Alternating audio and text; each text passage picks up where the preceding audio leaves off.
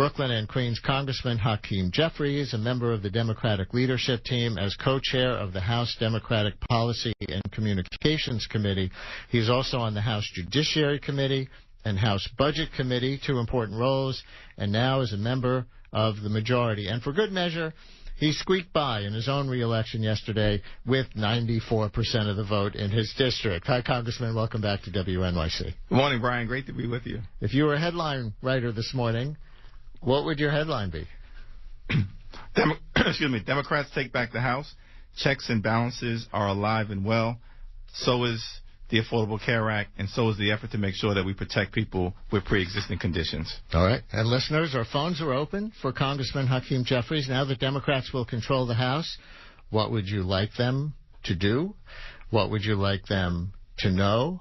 Or what questions do you have about the new House majority? The Democrats, for the first time in 8 years, 212-433 WNYC, 212-433-9692 for Brooklyn and Queens Congressman Hakeem Jeffries to start us off on this morning after the election. Are you disappointed, Congressman, that it wasn't more of a blue wave? I think many Democratic listeners are not deflated this morning, but not elated either. Well, I think that the races that were run by Beto O'Rourke and Andrew Gillum and Stacey Abrams, although that race is still too close to call and may go toward a runoff, captured the imagination of the American people. And so the fact that, we were not successful, this is what happens after election night. Yeah, I know. I was talking for about 24 hours yesterday, too. Go ahead. So the fact that they were not successful, understandably, is disappointing to many across the nation, but it's important to take a step back. The American people have spoken loudly and clearly. This has been a course correction. House Democrats were running against an intensely gerrymandered map, and we had to flip many districts that supported Donald Trump in 2016 but have turned against him because of what we've seen and have said that we want to move in a different direction. And as you pointed out, Brian, we have won governorships in very important places across the country, including some of the key battleground states that were essential to Donald Trump's Electoral College victory. Not the least of which, maybe the most important of which, Wisconsin and Michigan, which were two of those three, along with Pennsylvania, that shocked the country with Trump winning those electoral votes in 2016. Pennsylvania retained a Democratic governor last night, but Democrats flipped the Wisconsin governorships from red to blue, Wisconsin and Michigan governorships, I should say, from red to blue. Significant, especially as we look toward redistricting after 2020, but also the 2020 presidential election. That's absolutely correct. And Donald Trump won the presidency, at least as it relates to the Electoral College. Let's put the Mueller investigation aside for the moment, because of less than 80,000 or so people in the three states of Pennsylvania, Michigan, and Wisconsin. We now hold those governorships, as well as having flipped governorships in places like Kansas and New Mexico. Let me read a couple of tweets that we just got from listeners and see if you want to comment on these. These are not exactly things from your district or even things from the House. But one listener writes, I implore you, no conversations about who won without detailed contextualization of voter suppression. And another one writes, please dedicate time on the Florida results. They don't make sense. How does Prop 4 pass with 60% there? That's the one to give convicted felons their right to vote back after they've served their time. They had lifetime bans on voting in Florida. The Democrat loses for governor and apparently for senator. You want to weigh in on either of those things? Well, Prop 4 was a tremendous victory, and that's incredibly important. And what we'll see is approximately 1.5 million felons have the opportunity now to be reenfranchised, many in advance of the upcoming elections that are going to take place that will help determine the future of the nation in 2020 and beyond. It is somewhat surprising that Prop 4 could do so well in a divided state, in a poisonous partisan environment, and yet Gillum and Nelson appear not to have won. The other thing that was troubling about some of the exit polls is that if you were to believe them, 19% of African American women voted against Gillum. There is no way that is possible. So we're going to have to see what emerges in the days and weeks to come. But there was intense voter suppression that took place in Florida and intense voter suppression that took place in Georgia. Now, that Prop 4 could have significant implications for the presidential election. We know we saw it yesterday. We've certainly seen it in presidential elections. Florida is so close. Trump wasn't necessarily going to win Florida. It was, I remember election night 2016. It was when he took Florida that everybody started sitting up a little straighter in their chairs and saying, what? Now we really have to watch Michigan and Wisconsin and Pennsylvania.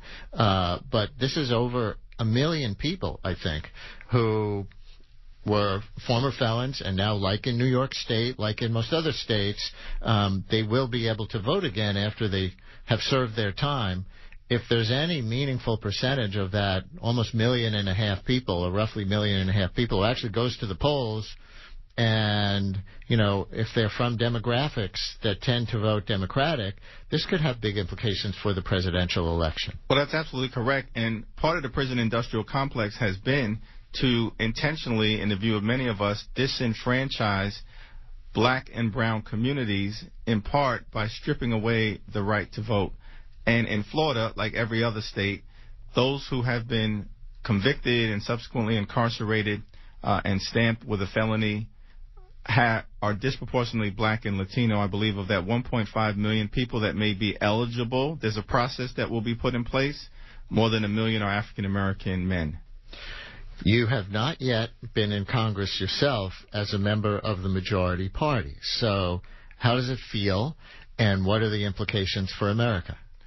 Well, it's a great day for New York, a great day for the House of Representatives as a separate and co-equal branch of government. Most importantly to your question, Brian, a great day for America. One, let's be clear. The wall is dead, and the Affordable Care Act is alive and well. Medicare is alive and well. Medicaid is alive and well. Social Security is alive and well. We can stop every invidious legislative action that they wanted to jam down the throats of the American people dead in its tracks. Starting on defense, then, with that list. How about offense? Well, offensively, we're going to try to work with Republicans in the Senate and with the president on trying to drive down the high cost of prescription drugs by breaking up the big pharma cartel. It makes no sense that we have not given Medicare the ability to use its bulk price purchasing power to dramatically negotiate lower drug prices for the American people. That is a market-based solution that Republicans on the other side, who love the market, should embrace.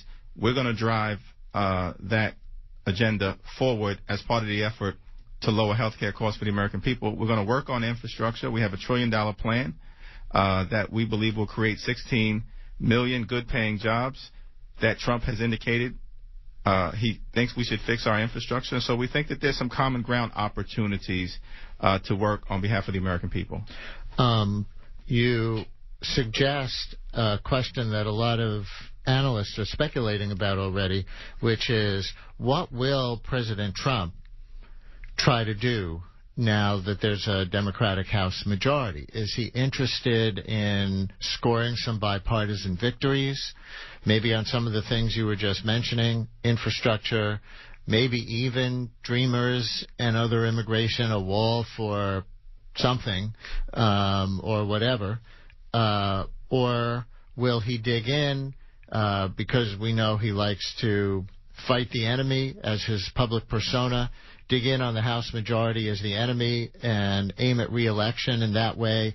Do you have any sense of that? And risking his re-election, would you work with the president on bipartisan solutions that gave both of you credit? Well, the new Democratic majority would be sworn in on January 3rd of 2019. We can't start the presidential race on January 4th of 2019. That would be irresponsible. So I think it's incumbent upon all of us in Washington to focus on getting things done to improve the lives of the American people. And we have some ideas as to how to go about that, anchored in lower health care costs, because the American people have sent a message loudly and clearly that we want access to high-quality, affordable health care. We want you to strengthen the Affordable Care Act. We want you to protect people with pre-existing conditions, and that should be a baseline for a discussion with Donald Trump and the Republicans. My guest, Congressman Hakeem Jeffries, Democrat from Brooklyn and Queens, now a member of the House Majority-elect, as Democrats took back the House of Representatives majority in yesterday's election by about 25 votes. So that's it's not a tsunami, but it's a pretty big wave. It's a pretty good majority, a 25-vote majority, roughly 230 to 205 after the vote yesterday. And, Congressman, the Times has an editorial this morning written for you and other members of the new Democratic majority in the House. It says, first, pick your policy battles wisely. Seek to find places where Trump is actually willing to work with you to pick up some bipartisan wins, if those exist.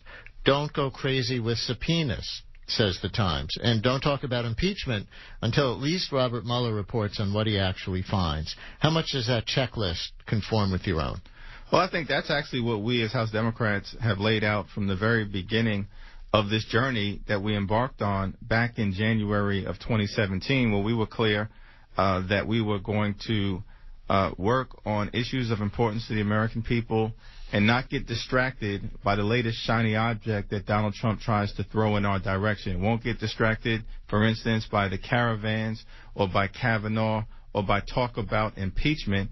We kept the focus on health care, and that's why we were successful, and now we have to deliver upon that. And the Times editorial board correctly says what we have been acting upon as it relates to our values and what's important. You say not get distracted by Kavanaugh. As you know, your New York colleague on the Judiciary Committee, Gerald Nadler, the ranking member, who could be the next Judiciary Chairman, has talked about reinvestigating Brett Kavanaugh, which the Judiciary Committee would have jurisdiction to do, and seeing if he committed impeachable perjury in his confirmation hearing or anything else, now that the Democrats will have the power to run such an investigation. Do you expect or want that investigation?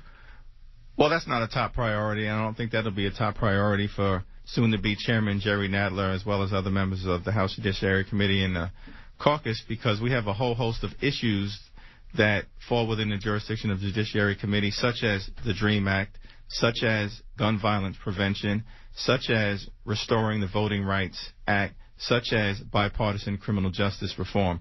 Those are the issues that we should focus on. Let's take a phone call. And again, listeners, our phones are open, although at the moment our lines are full. But as people finish up with Congressman Hakeem Jeffries, now that Democrats will control the House, what would you like them to do? What would you like them to know? Or what questions do you have about the new House majority, the Democrats, for the first time in 8 years? 212-433. WNYC. And Rita in Somerset, you're on WNYC with Congressman Jeffries. Hello. Hi, Brian. Hi, Congressman. My suggestion for the new Democrats in Congress should be to enact a law which would make it mandatory for all candidates for election, whether it's presidential, Congress, or Senate, to show their tax returns for the last, maybe 2 decades. I think this would be a deterrent if Donald Trump is trying to stand for re-election for next, in 2020. This would be a deterrent, or at least we'd get to see his tax returns. The second thing they should do is enact campaign finance laws so that, try to see if we could curtail corporate spending on future elections, because I think Democrats, we have a disadvantage in that. And third would be to put limits on how soon people from Congress can go into lobbying, maybe make it 8 years for people who leave Congress to become lobbyists. So I think these are 3 things I think it would help, to restore some kind of normalcy. Rita, thank you for all 3. Congressman. Well, Rita, thank you very much. And you've actually laid out some of the priorities as part of the third plank of our For the People agenda. The first 2 being lower health care costs and increased pay. The third one being clean up corruption. And what we've said we clearly need to do is to stop the revolving door between a lawmaker and a lobbyist. That's an incestuous relationship that we need to break apart. and we have to limit the flood of unregulated money into our democracy in the era of Citizens United, and we are going to be the tip of the spear on both those reform efforts. How about forcing Trump to show his tax returns? Well, with respect to that, I know that there is a belief that the House Ways and Means Committee may actually have the power unilaterally without the Senate to be able to compel the president to produce his tax returns, which, by the way, he said he was willing to do.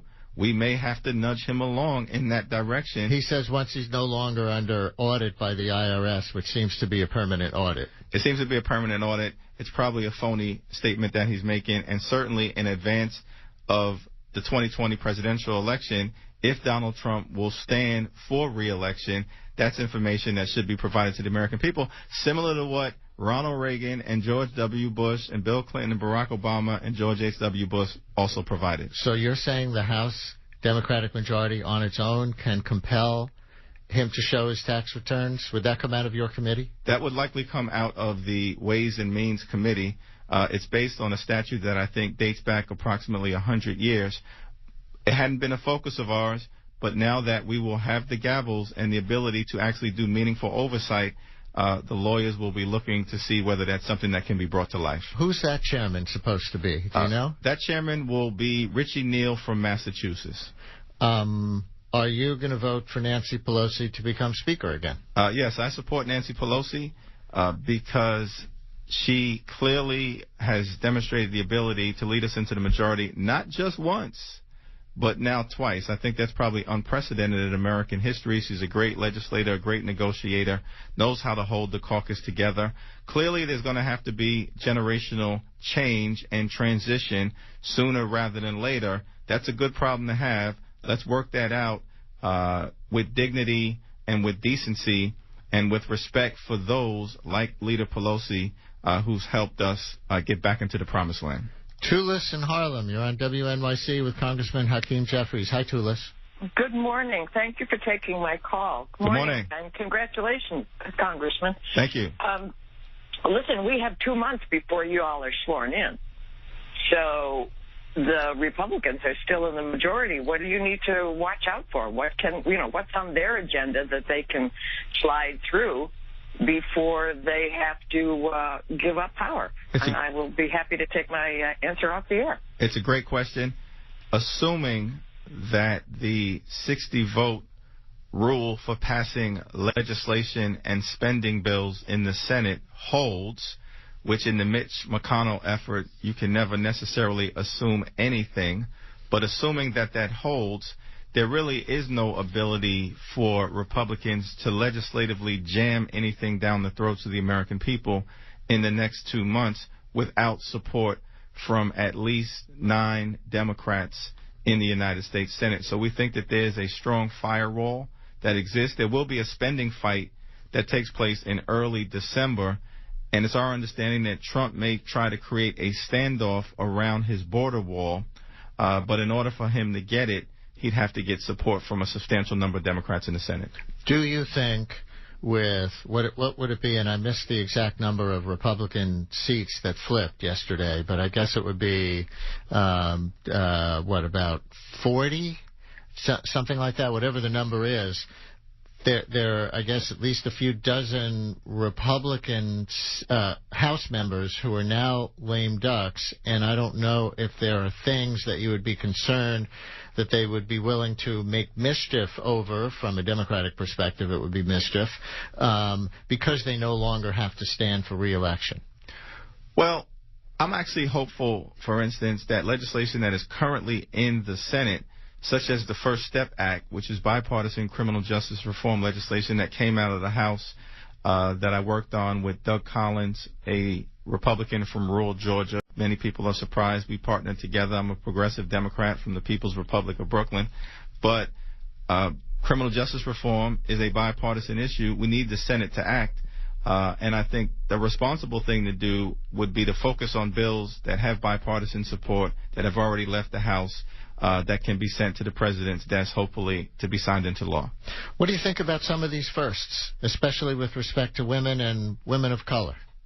Well, I think it's been tremendous, and I'm excited about the possibility or the eventuality of serving with women like Johanna Hayes from Connecticut. I was with her on Sunday. She'll be the first African-American woman ever elected to the congressional delegation in Connecticut. And Ayanna Pressley, first African-American ever elected from Massachusetts. Absolutely. New England is in the House. They really represented as it relates to both Ayanna and Johanna. They're going to be phenomenal.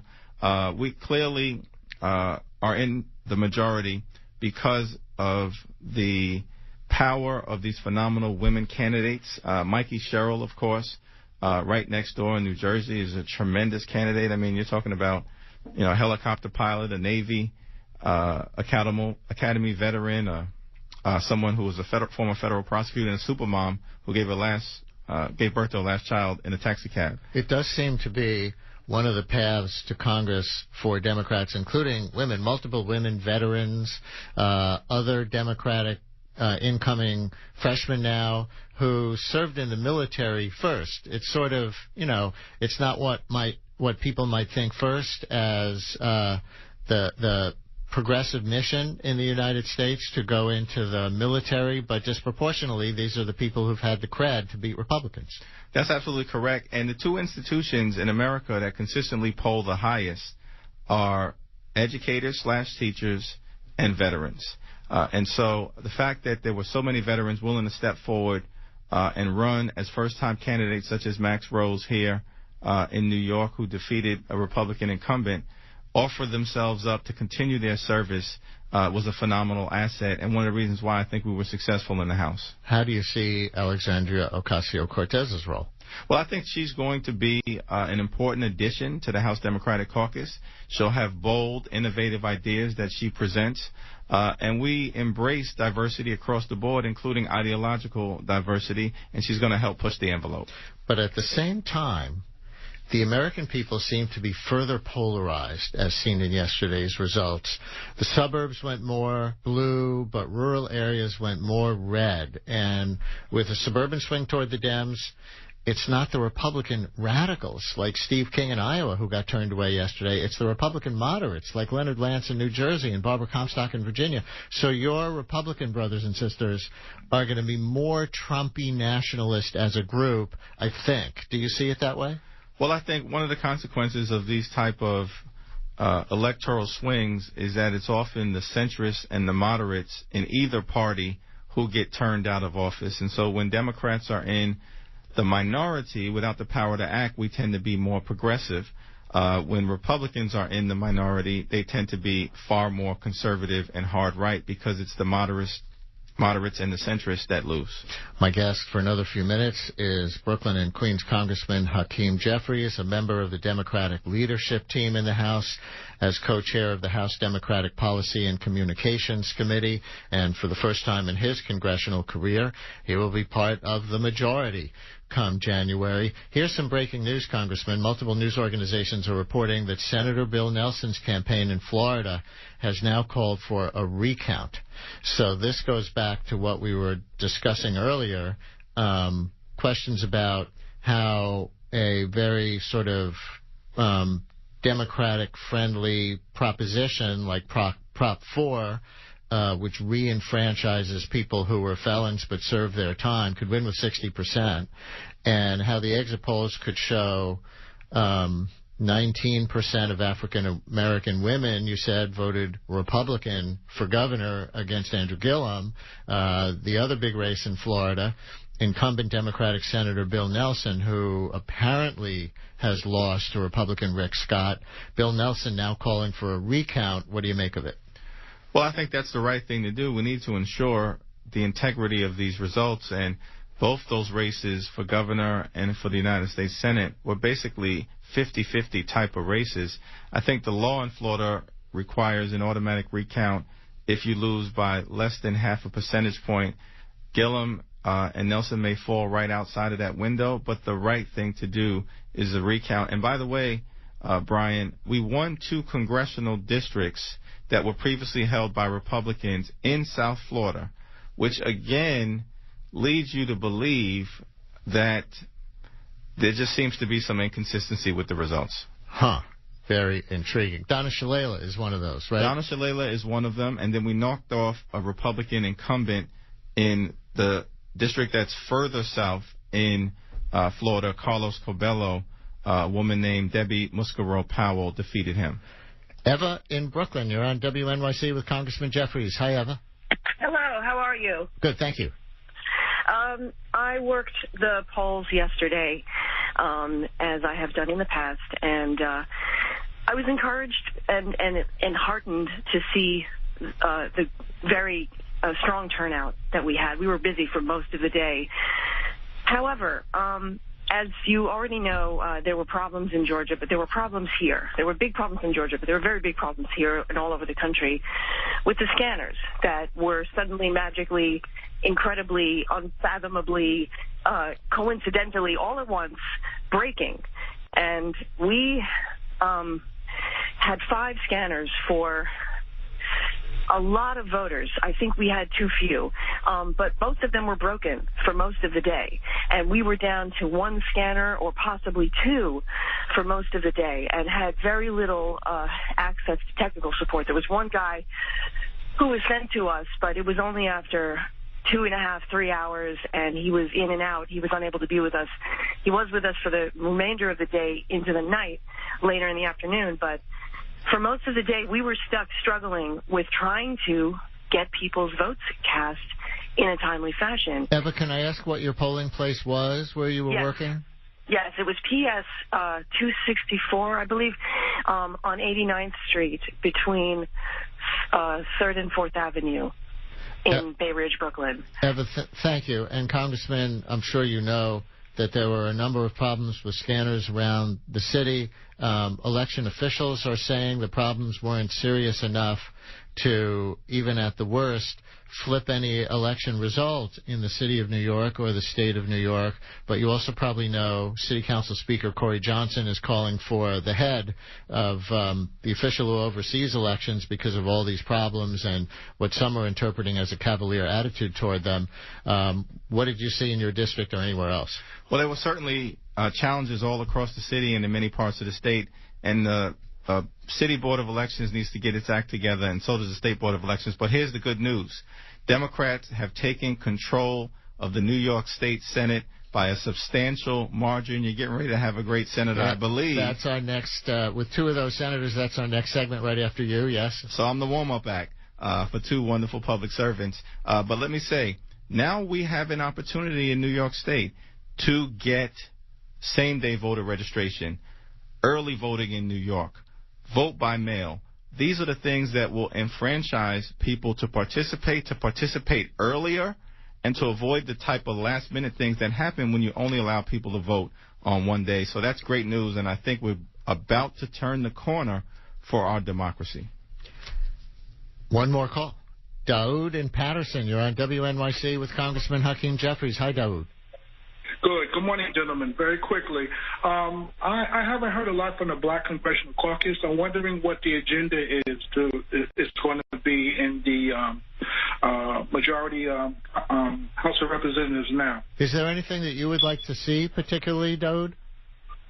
Yes, I'd like to see some action on job-related things. I'd like to see some action on what you were just talking about regarding voting machines and enfranchisement. Those are the 2 things I'd like to see mostly. Thank you so much. And Congressman, you are a member of the Congressional Black Caucus.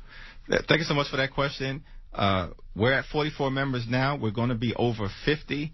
Several red to blue Black candidates in districts that were overwhelmingly white defeated Republican incumbents across the country yesterday. That's a good news story that you'll be hearing more about. But we're going to focus on economic empowerment, job creation, criminal justice reform, and making sure that every American can vote, participate in our democracy.